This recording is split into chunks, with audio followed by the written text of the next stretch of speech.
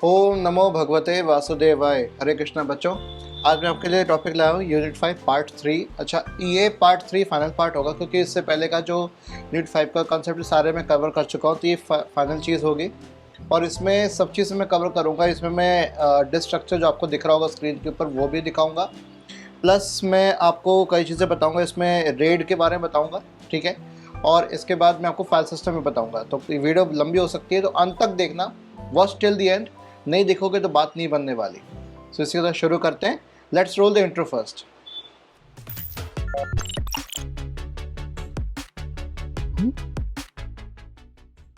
यहाँ पर हम बात करने वाले हैं सिंपल हम डिस्क स्ट्रक्चर की। तो डिस्क स्ट्रक्चर हमारा इस प्रकार है। देखो, डिस्क स्ट्रक्चर आप देख रहे हो यहाँ पर, ये डायग्राम आप ध्यान से देखना इस चीज़ को।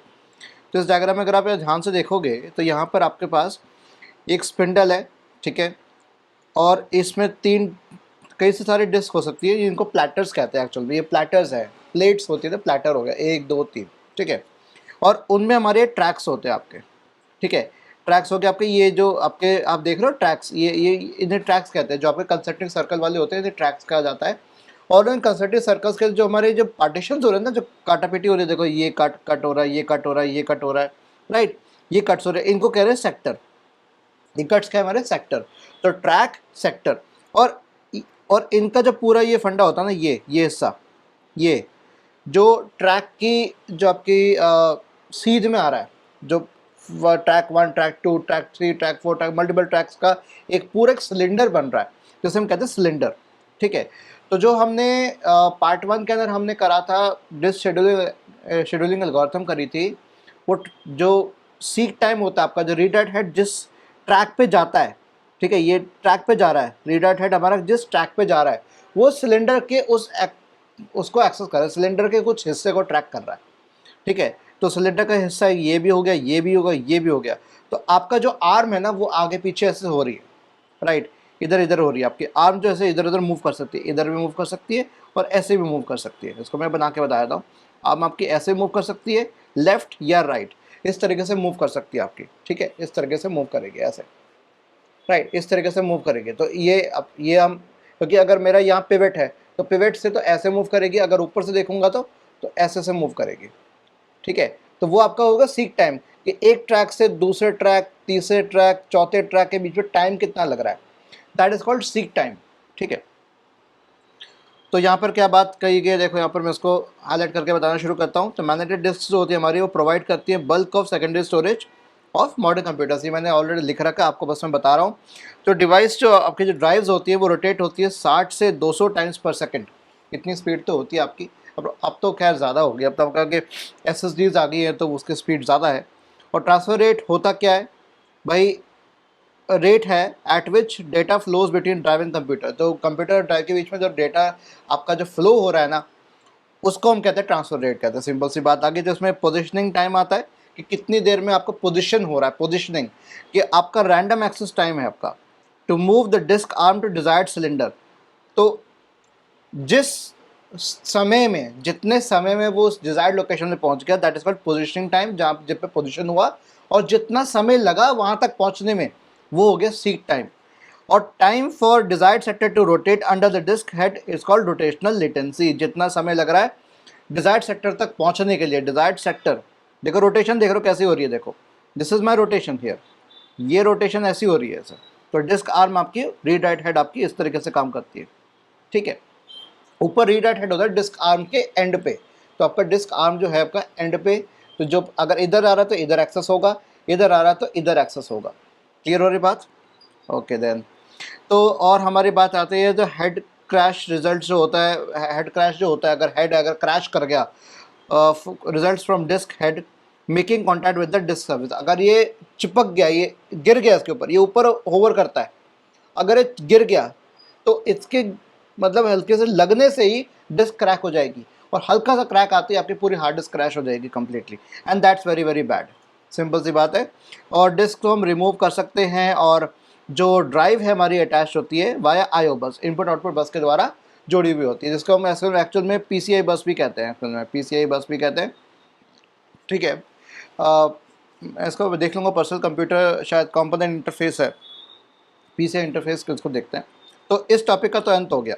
अब हम चलते हैं इसके ऊपर जो बहुत ही इंपॉर्टेंट है, और ये ना मुझे, ये मेरी पर्सनल ओपिनियन है कि इस सब्जेक्ट में यार ये देने की ज़रूरत नहीं थी। आपने यूनिट 5 में डिस्क्स की बात कर दी तो ज़रूरी नहीं था ये देना। ये अलग ही अपने आप में एक सब्जेक्ट बन सकता, अलग ही ये टॉपिक, अलग अपना भी यूनिट बन सकती थी। ये जो टॉपिक है अपना में एक यूनिट हो सकती थी, पर उसको आपने एक यूनिट के अंदर घुसा दिया, ज़बरदस्ती घुसा दिया। AKTU वालों को थोड़ा ध्यान दिमाग लगा लेते यार, जिसने सब बनाया ना सिलेबस उसको पहले जाके ढूंढो, पहले उसको तो पहले पूछो भाई तू बता ये तूने क्यों डाला। टॉपिक अच्छा है, मैं ये नहीं करा टॉपिक बेकार है, टॉपिक बहुत अच्छा है ये वाला, लेकिन इसकी ज़रूरत नहीं थी अभी इसको आप ऑप्शनल सब्जेक्ट अगर कोई लाते उसके अंदर आप बताते, राइट। फिर भी मैं कोशिश करूंगा इसको शॉर्ट में बताने की। तो यहाँ पे सीधी सी बात आती है कि जो हमारा रेड होता है, RAID is what, redundant array of independent disks. कई जगह अगर आपको नोट्स पे देखोगे, मेरे नोट्स मैंने अपलोड कर रखे हैं, वो नोट्स पे देखोगे उसमें आपको शब्द दिखेगा इनएक्सपेंसिव। तो पहले इसका नाम फॉर्मली जो नोन था, पहले इसको इनएक्सपेंसिव कहा जाता था, लेकिन बाद में इसका नामकरण करके चेंज कर दिया। आई में जो आई का चेंज किया, इनएक्सपेंसिव से क्या हो गया, इंडिपेंडेंट हो गया। बस यही फ़र्क हुआ। तो रेड का रेड ही रहा, बट आई जो है मेरा पहले इनएक्सपेंसिव था, अब क्या हो गया आपका, इंडिपेंडेंट हो गया। दैट्स ऑल, और कोई फ़र्क नहीं इसके अंदर, ठीक है। यहाँ पे एक और मैंने बात यहाँ रेड कलर में लिखी हुई है, जो स्टोरेज है मेरा वो बहुत ही बड़ा इंपॉर्टेंट पार्ट है फॉल्ट टॉलरेंस का। फॉल्ट टॉलरेंस की बात ही आपको बताऊंगा यहाँ पर। देखो सिंपल सी बात है, अब ये रेड है क्या एक्चुअल में, ये टेक्निक है, ये एक तरीका है that makes use of a combination of multiple disks instead of using a single disk for increased performance।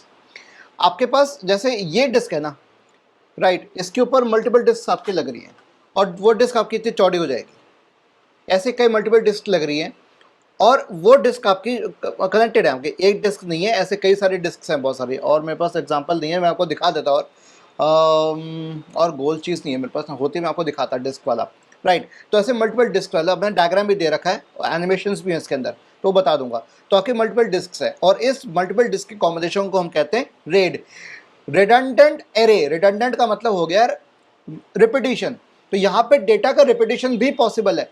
क्यों करे रिपीटिशन, अगर मैंने एक एरे ये बनाई है, एक एरे साथ से बनाई है, मैंने दो एरे रख रखी है, इसका डेटा मेरा एग्जैक्टली रिपीट होगा दूसरे हार्ड डिस्क के अंदर, जो रेड स्ट्रक्चर है दूसरा।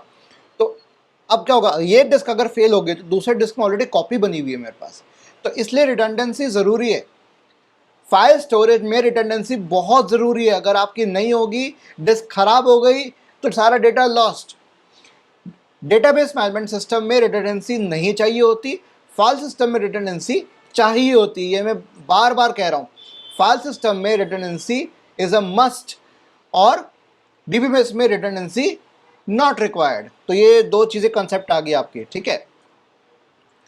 और इसमें आपके कुछ 6 लेवल्स होते हैं, मल्टीपल डिस्क है, और हम क्या करें, परफॉर्मेंस इंक्रीज करने की कोशिश कर रहे हैं, सिंगल डिस्क का इस्तेमाल ना करके मल्टीपल डिस्क रख रहे हैं, जिससे हमारी परफॉर्मेंस इंप्रूव हो जाए। इसके 6 लेवल्स होते हैं, इसकी पूरी अंग्रेजी मैंने नोट्स में दे रखी है, नोट्स आप देख लेना, मेरी ऐप के ऊपर जाना, डाउनलोड करना, फ्री स्टडी मटेरियल्स में नोट्स दे रखे हैं मैंने, ठीक है। कोशिश करूंगा कि इसको भी मैं अपलोड कर दूं। अगर मैं अपलोड करूंगा तो एनिमेशन शो नहीं होगा, क्योंकि ये PDF फॉर्म में सेव होगा, ठीक है। ओके देन, ऑलरेडी वीडियो खैर आपके पास है, ये तो कोई दिक्कत नहीं है, वीडियो से पढ़ लो आराम से, कोई दिक्कत नहीं है। तो 6 लेवल्स होते हैं इसके, ठीक है, लेवल 0 1 2 3 4 5 6, लेकिन मैं यहाँ पर बात करूंगा उसके टाइप्स की। तो मेन 4 प्रकार के आपके रेड स्ट्रक्चर्स होते हैं। पहला red 0, red 1, red 5 and red 10, ठीक है। और इसमें एक JBOD भी आता है, just a bunch of disk, इसकी बात मैं बाद में करूंगा। तो अब यहाँ पर आप एक चीज़ देख रहे हो, रेड 0 और रेड 1 देख रहे हो यहाँ पर, ठीक है। रेड 0 में एक्चुअल में हो क्या रहा है, डेटा मेरा ऐसे आ रहा है, इनकमिंग डेटा इस तरीके से आ रहा है। अब डेटा जो मेरा आ रहा है यहाँ पर, ये डेटा मेरा अंदर आ रहा है, हर एक में देखो 0 1 2 फिर 3 4 5 6 7 8 भरता जा रहा है ना एक एक करके। मतलब पहले यहाँ भरा 0 1 2 फिर 3 4 5 फिर 6 7 8, इस तरह से भर रहा है, राइट। इस तरह से भरने को एक्चुअल में डेटा क्या हो रहा है, स्ट्रिपिंग हो रही है डेटा के, डेटा बीच में स्ट्राइप हो रहा है, स्ट्रिपिंग हो रही है। 0 1 2 इसमें जाएगा, उसके बाद 3 4 5 स्ट्रिप हो गया, 3 4 5 दूसरे में गया, फिर 6 7 8 गया, तो डेटा का स्ट्रिपिंग हो रही है। अब इसमें उद्देश्य क्या है, इसमें सिस्टम मेरा फॉल्ट टॉलरेंट इसमें मेरा फॉल्ट टॉलरेंट के लिए तो बना ही नहीं है, ये फॉल्ट टॉलरेंट नहीं है। क्यों? अगर एक भी डिस्क यहाँ पर मेरी फेल हो गई, अगर ये डिस्क फेल हो गई तो मेरा ये डाटा चला गया, 852 वाला जो फाइल्स है ना, ये चली जाएगी कंप्लीटली। तो इसका मतलब ये है कि यहाँ पर जो डेटा स्ट्राइप किया जा रहा है अक्रॉस मल्टीपल डिस्क, सिर्फ एक पर्पस के लिए, पर्पस क्या है मेरा? स्पीड। अगर मुझे डेटा के स्पीड रखनी है, स्पीड मतलब बहुत फास्ट स्टोरेज करना है, ठीक है। आज के डेट में खैर एसएसडीज आ गई इसके लिए, लेकिन जब एसएसडी नहीं थी तो ये system, rate zero system, speed के लिए इस्तेमाल होता था, रिलायबिलिटी के लिए, फॉल्ट टॉलरेंस के लिए बिल्कुल नहीं होता था। तो reliability no, fault tolerance no, but speed yes. तो स्पीड है लेकिन टॉलरेंट नहीं है, फॉल्ट आएगा तो गड़बड़ हो जाएगी, डिस्क खराब हो जाएगी, खत्म हो जाएगी, तो ये उसके लिए बिल्कुल भी नहीं है। तो यहां पर आपका डेटा स्ट्राइप हो जाता है, इसको हम कहते हैं डिस्क स्ट्रिपिंग, राइट, या डेटा स्ट्रिपिंग, कुछ भी कह दीजिए। डिस्क की स्ट्रिपिंग हो रही है, डिस्क अलग अलग उसमें डिवाइड हो रहा है डेटा मेरा, सीधी सी बात है। नेक्स्ट बात आती है, फटाफट आपको बता रहा हूं, रेड वन। रेड वन में क्या है? पहली बात, रेड वन आपका बना फॉल्ट टॉलरेंट, डेटा कॉपी हो रहा है एक से ज्यादा डिस्क में, मतलब मिरर किया जा रहा है। अगर आप यहां ध्यान दोगे, इसके ऊपर एनिमेशन को ध्यान दो जरा, just look at the animation here. यहाँ क्या हो रहा है? 0 1 2 3 4 5, राइट, ये सब हो रहा है। तो यहाँ पे क्या हो रहा है? जो मेरा लेफ्ट साइड वाली जो डिस्क है, लेफ्ट साइड वाली जो है, राइट, लेफ्ट साइड वाली जो डिस्क है, उसका डेटा कॉपी हो रहा है राइट साइड वाली में, तो दैट इज कॉल्ड मिररिंग। तो ये डिस्क मिररिंग हो गई। अब इसमें मेरे पास जो, अगर मेरा एक लेफ्ट साइड के डिस्क या राइट साइड की डिस्क कोई भी एक खराब होती है, दोनों खराब होने के चांसेस बहुत कम होते हैं, लेकिन अगर कोई एक खराब होती है तो एटलीस्ट मेरे पास एक हिस्से में डेटा एग्जैक्टली है, रिडंडेंट डेटा है, रिपीटेड डेटा है, मेरे पास कॉपी बनी हुई है। तो यहाँ पे मेरे पास क्या बना है? Each disk has same data, इसको हम कहते हैं डिस्क मिररिंग, राइट। ये वो बात होगी, आपके रेड वन की बात हो गई। क्या बात क्लियर है? Red zero, red one.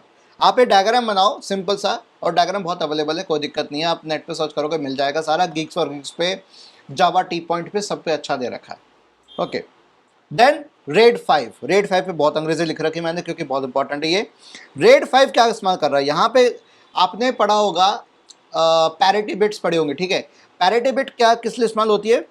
To rebuild the data in the event of disk failure. यहाँ पे एक पैरिटी बिट एक्स्ट्रा ऐड की जाती है बस, और इसमें 3 से ज़्यादा डिस्क की ज़रूरत पड़ती है। यहाँ पे तो 2 ही डिस्क इस्तेमाल हो रही है, यहाँ पे 2 या 3, लेकिन इनसे ज़्यादा 3 और मोर disk are required.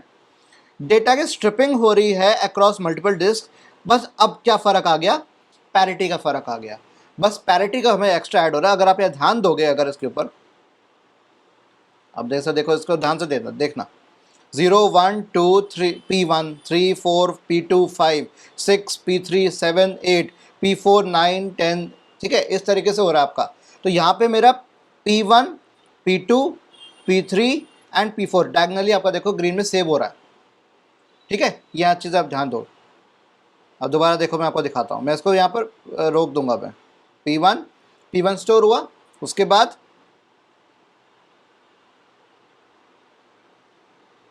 Okay P2, right, फिर P3 P4 एंड 9 10 11 आ गया, राइट, इस तरीके से।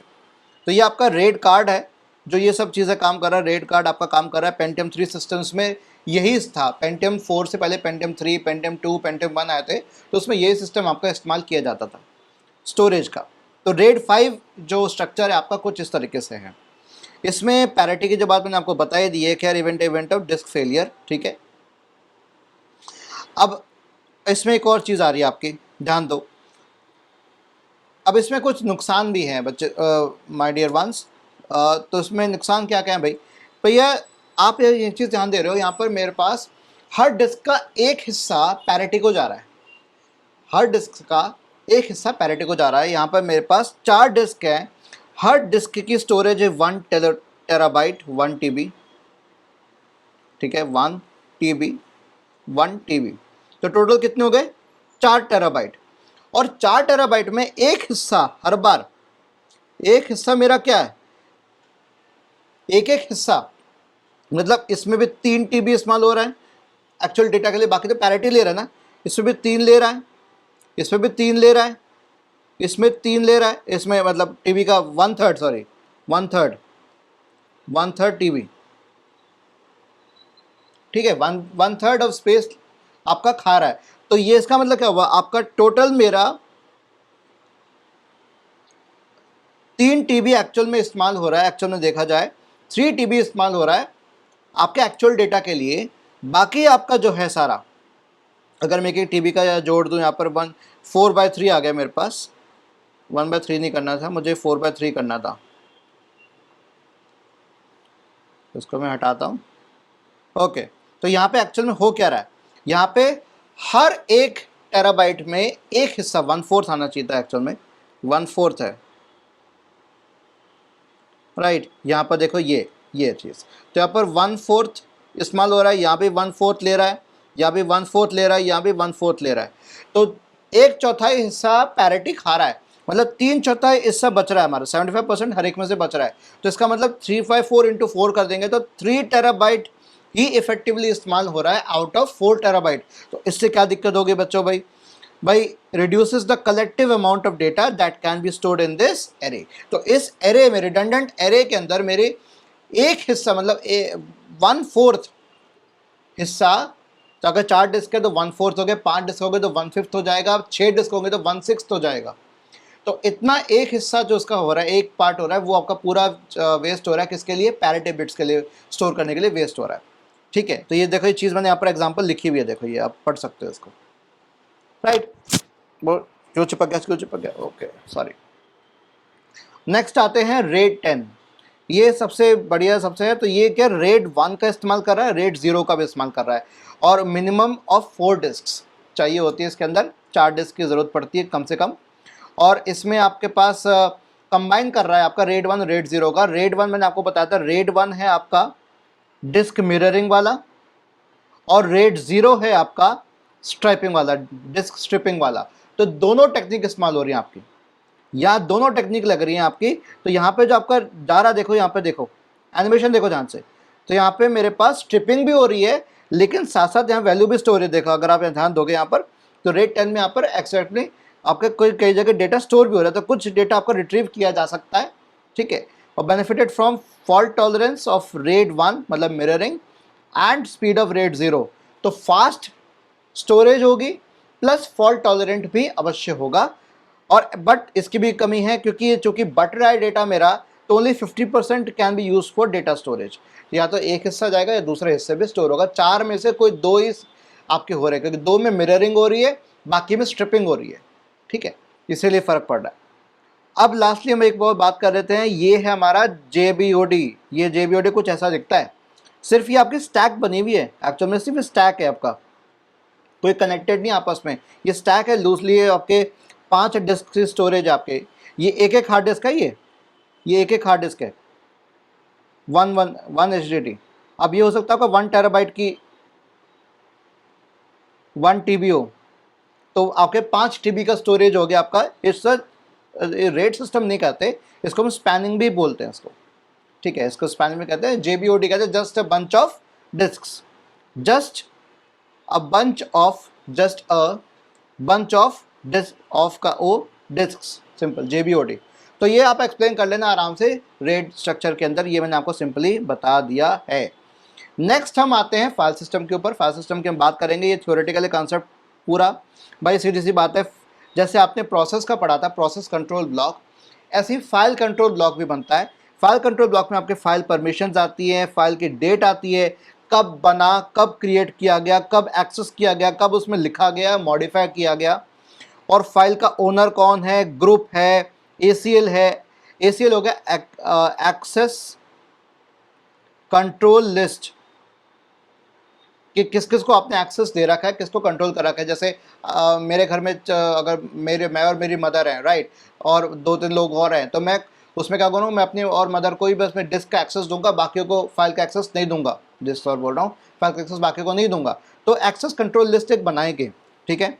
नेक्स्ट आती है फाइल साइज, ठीक है, फाइल का साइज कितना है। नेक्स्ट आता है फाइल के डेटा ब्लॉक्स कितने हैं, पॉइंटर्स कितने हैं टू फाइल डेटा ब्लॉक्स, ठीक है, ये सब स्टोर किया जाता है। ठीक है। फाइल होता क्या, सिंपल सा कॉन्सेप्ट है भाई कि ऑपरेटिंग सिस्टम है एब्स्ट्रैक्ट करता है from physical properties of storage devices to define a logical storage unit called file. File एक लॉजिकल स्टोरेज जो सिग्निफाई कर रहा है कि आपके एक्चुअल जो हार्ड डिस्क है फिजिकल स्टोरेज में कौन सी हिस्से की जगह है, कौन सा हिस्सा, कौन सा ब्लॉक है। और एक ब्लॉक भी हो सकता है, कई मल्टीपल ब्लॉक्स हो सकते हैं, वो ब्लॉक मिलकर आपकी फाइल बन रही है। ठीक है, तो फाइल एक आपका लॉजिकल स्टोरेज यूनिट है और आपका एक्चुअल स्टोरेज यूनिट क्या आपका हार्ड डिस्क है या कोई जो भी एसडीडी हो गया, एसएसडी हो गया, उस डिस्क के अंदर आपका स्टोरेज, सेकेंडरी स्टोरेज के अंदर एक्चुअल फिजिकल लोकेशन कौन सी है, कौन सा हिस्सा है। तो आपका कई एक ब्लॉक है, कई सारे ब्लॉक्स हैं। ठीक है, तो इसमें आपके सिंपल रिकॉर्ड स्ट्रक्चर लाइंस में फिक्स्ड लेंथ, वेरिएबल लेंथ आपकी हो सकती है। फॉर्मेट कॉम्प्लेक्स स्ट्रक्चर में formatted document, relocatable load file हो सकती है। बाकी यहाँ पर एक चीज़ और आ रही है आपको, यहाँ पर फाइल एट्रीब्यूट्स आ रहे हैं, name, identifier, type, location, size, protection, ये सब फाइल के एट्रीब्यूट्स है। उसका नाम क्या है, आइडेंटिफायर बताओ भी, उसका कोई टैग नंबर होगा, यूनिक नंबर होगा, हर एक फाइल का टैग नंबर होता है, इसलिए आपके सेम नाम के फाइल सिस्टम्स आपके अलग अलग लोकेशन पे हो सकते हैं। ठीक है, टाइप, उसका लोकेशन क्या है, टाइप मतलब किस तरह का टाइप है, पीडीएफ फाइल है, वर्ड फाइल है, डॉक फाइल है, एक्सेल फाइल है, पीपीटी है, टेक्स्ट फाइल है, MP4 है, M4A है, ऑडियो फाइल है, और आपका जेपीजी है, पीएनजी है। ठीक है, कोई भी टाइप हो सकता है। लोकेशन कहाँ पर बैठा है, डिस्क मतलब उसका पॉइंटर बताओ, pointer to file location on device, तो पॉइंटर पॉइंट करेगा कि हाँ भी उधर बैठा है ये। ठीक है, उसका साइज, प्रोटेक्शन, भाई उसको क्या, कौन कौन रीड कर सकता है, एग्जीक्यूट कर सकता है, राइट कर सकता है। उसका टाइम, डेट और यूजर आइडेंटिफिकेशन पूरा बताओ भाई। डेटा प्रोटेक्शन, सिक्योरिटी और यूसेज मॉनिटरिंग के लिए कौन कौन कब कब इस्तेमाल कर रहा है, कौन कौन यूजर्स इस्तेमाल कर रहा है, कि मल्टीपल यूजर्स होते हैं आपके एक सिस्टम के अंदर। ठीक है, सॉरी बात करते हैं अभी जो यार नाक में दिक्कत होती है, sorry, I am sorry guys. Information about files kept in data structure which is maintained on the disk। Then बात आती है, बहुत जल्दी जल्दी करा रहा हूँ क्योंकि इसमें ज़्यादा ध्यान देने का नहीं है, सिंपल पढ़ने का है, काम खत्म बस। File operations, abstract data type है फाइल भी, जैसे आपके एब्स्ट्रैक्ट डेटा टाइप आपने पढ़ा होगा ADT, ये आपका इसके अंदर भी आता है, वो C++ में भी आता है एब्स्ट्रैक्ट डेटा टाइप। तो उसमें फाइल को क्रिएट कर सकते हो, राइट कर सकते हो, रीड कर सकते हो। Reposition with in the file, तो सीक हम कहते हैं, पॉइंटर सीक करते हैं। ठीक है, delete, truncate, open and close, file pointers को आप ओपन कर सकते हैं और क्लोज कर सकते हैं। ठीक है, फिर आपके कुछ तरह के फाइल टाइप्स आते हैं आपके इस प्रकार के फाइल टाइप्स जो आपको बताया था, executable object file, source code, batch, text, word process जो आपको मैंने बता रहा था, लाइब्रेरी फाइल्स, लिब, DLL, .as। ठीक है, प्रिंट और व्यू, ये सब चीज़ें आ रही हैं आपकी, मल्टीमीडिया, ये सारे एग्जांपल्स है। जिप, टार, ये और भी आता है, रार भी आता है, रार इसने नहीं लिखा। ठीक है, DOCX भी होता है। ठीक है, और सी जावा, पैस, अब तो खैर .py भी आ गया, .py। ठीक है, ओके देन अब इसके कुछ एक्सेस मेथड्स होते हैं, सीक्वेंशियल एक्सेस और दूसरा होता है डायरेक्ट एक्सेस। सीक्वेंशियल में क्या होता है कि आपका जो भी फाइल है, फाइल की बिगिनिंग यहाँ से और एंड यहाँ पे है, तो आप क्या करते हो, आप करंट पोजीशन अगर इधर है, इससे पीछे वाले को पढ़ना है तो पीछे की तरफ जाएंगे जिसे हम कहेंगे रिवाइंड, और अगर आगे पढ़ना है तो रीड या राइट। रीड या राइट हमेशा आगे की तरफ जाएगा, हमेशा फॉरवर्ड जाएगा, टूवर्ड्स द एंड जाएगा। अगर आपको पीछे जाना है तो रिवाइंड करना होगा, जिसे हम कहते हैं सीक्वेंशियल एक्सेस, सीक्वेंस में काम कर रहा है। तो अगर आपको पीछे जाना है तो रिवाइंड, आगे जाना है रीड या राइट। ठीक है, no read after last write, जिसको हम री राइट कहते हैं। ठीक है, ओके देन डायरेक्ट एक्सेस क्या हो गया, जिसको हम रिलेटिव एक्सेस भी कहते हैं। तो लॉजिकल रिकॉर्ड्स एक्सेस करने का तरीका होता है आपका। ठीक है, जैसे अगर मुझे डायरेक्ट एक्सेस करना है तो मैं कहा भाई पॉइंटर दे दिया मैंने, पॉइंटर अगर रीसेट करना तो पॉइंटर को मैंने रीसेट कर दिया CP। ठीक है, और उसके बाद रीड नेक्स्ट, अगला पढ़ना है तो रीड जाओ और CP को जो पॉइंटर है मेरा उसको इंक्रीमेंट करते रहो। राइट करना है तो again write CP and then pointer increment होता रहेगा, ये हो गया डायरेक्ट एक्सेस हो गया आपका। ठीक है, एंड कोई रिस्ट्रिक्शन नहीं है इसमें, ऑर्डर ऑफ रीडिंग और writing for direct access file, कोई रिस्ट्रिक्शन नहीं है। ठीक है, कैसे भी हो सकता है, रीड पहले हो, राइट पहले हो, डजेंट मैटर। फिर बात आती है हमारे पास फाइल एलोकेशन की बात आती है कॉन्टिग्युअस, लिंक्ड और इंडेक्स्ड। कॉन्टिग्युअस एलोकेशन में देखो ये पूरी अंग्रेजी लिखी है मैंने यहाँ पर, file copy, file occupies, contiguous blocks. Contiguous blocks कौन से होंगे, जैसे ये देखो, ये एक फाइल है सम नाम की, 2, 3, 4 ऑक्यूपाई कर रही है, तो स्टार्ट हो रहा है 3 पे, 2 पे स्टार्ट हो रहा है, लेंथ कितनी है 3, 3 ब्लॉक्स की लेंथ है इस फाइल की, सम नाम की ब्लैक कलर में। जीप जो है वो 7 से स्टार्ट हो रहा है, 7, 8, 9, 10, 11, तो मतलब 7 से स्टार्ट हो रहा है और 5 ब्लॉक्स ले रहा है, 7, 8, 9, 10, 11, 5 ब्लॉक्स ले रहा है। इसी तरह से सॉन्ग नाम का एक फाइल है, ठीक है, अलग अलग फाइल्स हैं, अलग अलग एक्सटेंशन होगा यार, ठीक है। ये डायरेक्टरी में आपका मेंटेन्ड है, ये आपकी डायरेक्टरी है, जिससे जो डायरेक्टरी टेबल बन रही है और कुछ नहीं हो रहा। ये आपका 15 से स्टार्ट हो रहा है और दो की लेंथ है, 2 ब्लॉक्स की लेंथ है आपकी, 15 और 16, तो आपकी 3 फाइल्स बन रही है यहाँ पर, और इनमें आपका सीक्वेंशियल डायरेक्ट कोई भी एक्सेस पॉसिबल हो सकता है। डायरेक्ट इसमें एंट्री में क्या है, फाइल का नाम, स्टार्टिंग ब्लॉक और लेंथ, ये चीज़ें पता होनी चाहिए। प्रॉब्लम्स क्या है, अगर मैं नई स्पेस निकालना हो, मुझे नया स्पेस चाहिए नई फाइल के लिए, मुझे अगर जगह ढूंढनी है, कहाँ बिठाऊँ मैं उसको, तो दिक्कत हो जाएगी। तो इससे मुझे क्या करना पड़ेगा, इसका एक और पार्टीशन करना पड़ेगा, जिसका एक्स्ट्रा पार्टीशन करना पड़ेगा, जिसे हम कहते हैं एक्सटर्नल फ्रैगमेंटेशन, जो हमने पढ़ा था आपके 4th यूनिट के अंदर, एक्सटर्नल फ्रैगमेंटेशन, ठीक है। तो determining space requirement of a file, space requirement कितनी है उसको, बहुत दिक्कत आती है इसमें, राइट। ये एग्जांपल मैंने आपको बता ही दिया। नेक्स्ट आता है लिंक्ड एलोकेशन। अब इसमें लिंकिंग हो रही है, देखो यहाँ पर, तो मेरा कार नाम की फाइल है, मैं सिर्फ एग्जांपल पढ़ रहा हूँ, ये थ्योरेटिकल मैं नहीं पढ़ रहा सीधा, आप यहाँ पर देख सकते हो, पढ़ सकते हो, वीडियो को पॉज कर सकते हो और ये पढ़ सकते हो आप। कार फाइल कहाँ से स्टार्ट हो रही है, 8, और एंड का हो रहा है 16, सिर्फ स्टार्ट और एंड बताया जा रहा है, कितनी लेंथ है, क्या लेंथ है, कोई नहीं बताया जा रहा है, क्योंकि लेंथ मेरी वेरिएबल भी हो सकती है।